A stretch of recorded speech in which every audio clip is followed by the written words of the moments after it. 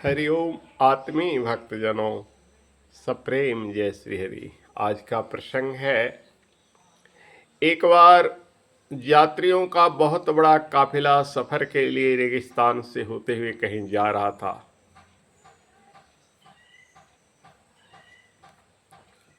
उस रास्ते में उसे लुटेरों के एक दल से मुठभेड़ हो गया। मुठभेड़ में लुटेरों ने सभी यात्रियों के सारे सामान लूट लिए, सभी की तलाशी ली और उनके पास जो भी रुपए पैसे मिला सब के सब उससे ले लिए। एक बच्चा फटी कुर्ते में जा रहा था, उसकी तलाशी लेने के बाद उसके पास कुछ भी नहीं मिला। फिर भी लुटेरों के सरदार ने कड़क कर पूछा, अरे तेरे पास क्या कुछ नहीं है? वह बोला, है तो क्या है? 40 असरफियां। उसे हंसी मजाक लगा। बोला, ये फटा चिटा कपड़ा पहने है। बोला, सच बोल। तो उसने कहा, सच ही तो बोल रहा हूँ, मुझे माँ ने सच बोलने की नसीहत दी है। बोला, किसी भी स्थिति में तू झूठ मत बोलना। तो कहाँ है?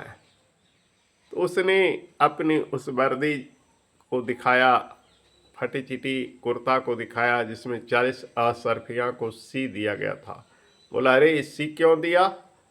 बोला कि मैं इसे अपने बहन के पास ले जा रहा हूँ, रास्ते में गिर न जाए, कोई लुटेरा छीन न ले, माँ ने इसीलिए इसे सिलवा दी।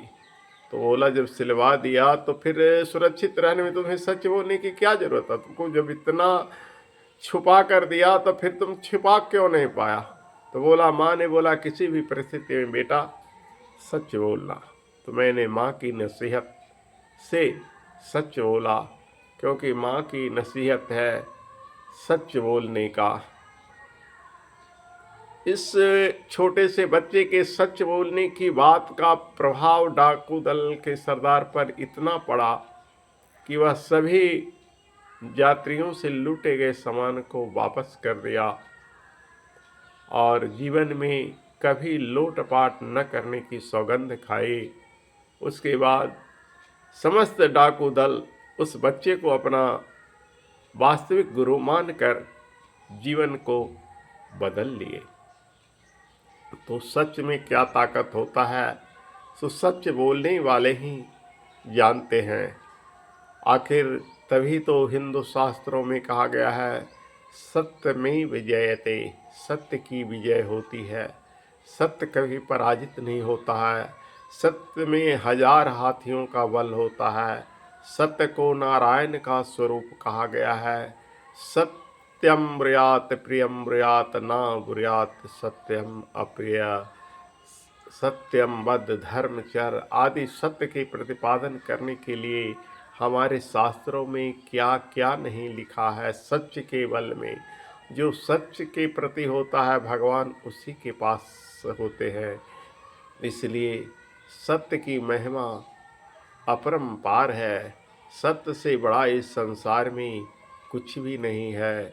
सत्य बोलने वाले की हर तरह से नारायण रक्षा करते हैं, क्योंकि नारायण को सत्य का स्वरूप कहा गया है। आप सुनते होंगे कि जब आपके घरों में सत्यनारायण की कथा होती है तो क्या कहा जाता है?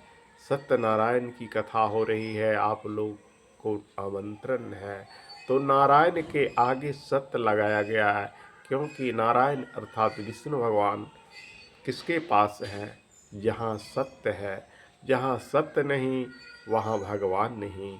असत्य वालों के पास भगवान कदापि नहीं होते हैं।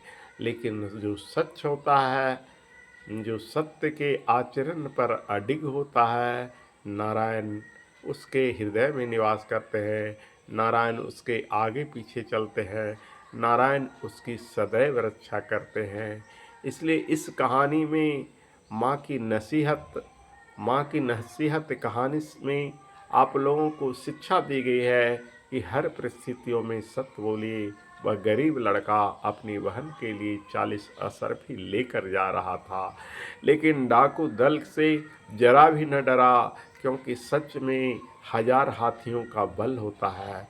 सच बोलने वाले कभी किसी दुश्मन से भयभीत नहीं होते हैं।